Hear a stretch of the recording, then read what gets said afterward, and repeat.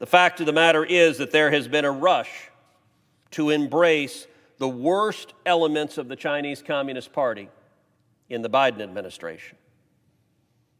And that includes Governor Raimondo. That's why I placed a hold on her confirmation. And it's why I will be voting not to confirm her to lead the Department of Commerce. Governor Raimondo's nomination is part of a pattern.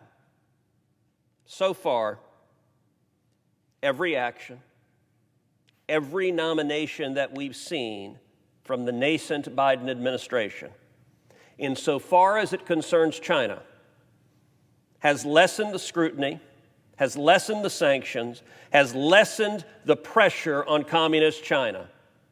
We are seeing a steady and systematic embrace of communist China, and that is dangerous. That is dangerous for our nation. It is foolhardy. I recognize that there's a lot of pressure from big business and big tech to get in bed with China. That is profoundly contrary to American interests.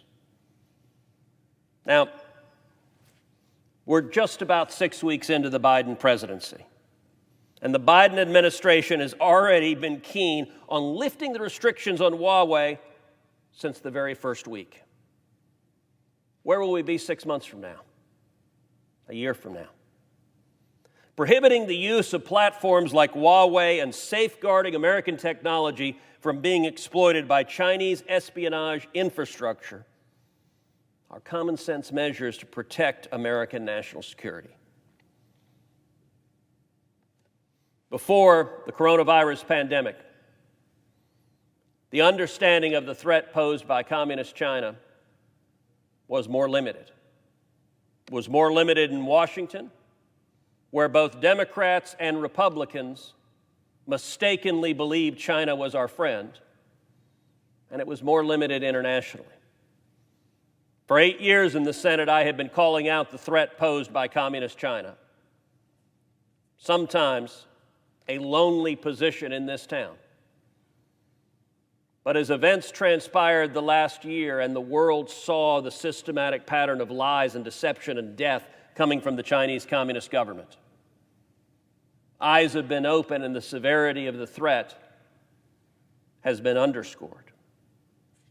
Before this pandemic, our ally, the United Kingdom, was moving forward with plans to allow Huawei to install significant telecommunications infrastructure in the UK. The United States government had vigorously urged the UK not to go down that road, that it would open up the United Kingdom to espionage from the Chinese government. The United Kingdom is one of the members of the Five Eyes intelligence sharing network, a network of our closest allies where we share our most sensitive, our most important, our most confidential national security secrets. I had the opportunity to sit down with Nigel Farage on a podcast I host and to talk about Brexit, to talk about Europe, but to also talk about Huawei and the threat from China.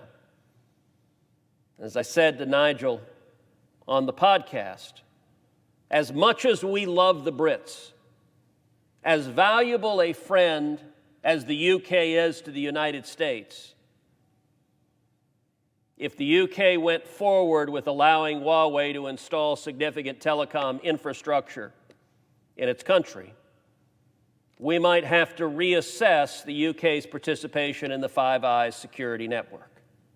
As I put it then, 4 eyes are better than 6 eyes. Well, I'm grateful to say that following the coronavirus pandemic, the United Kingdom reconsidered its decision. It saw the threat of communist China and Huawei, and it stepped back from the brink. That was the right thing to do, and it did so in response to considerable pressure from the United States government. I very much hope that this pattern we are seeing of the Biden administration embracing communist China will not reverse that pressure, will not lighten up on our allies and tacitly encourage them to move forward with Huawei to allow the espionage architecture to be put in place in their nations.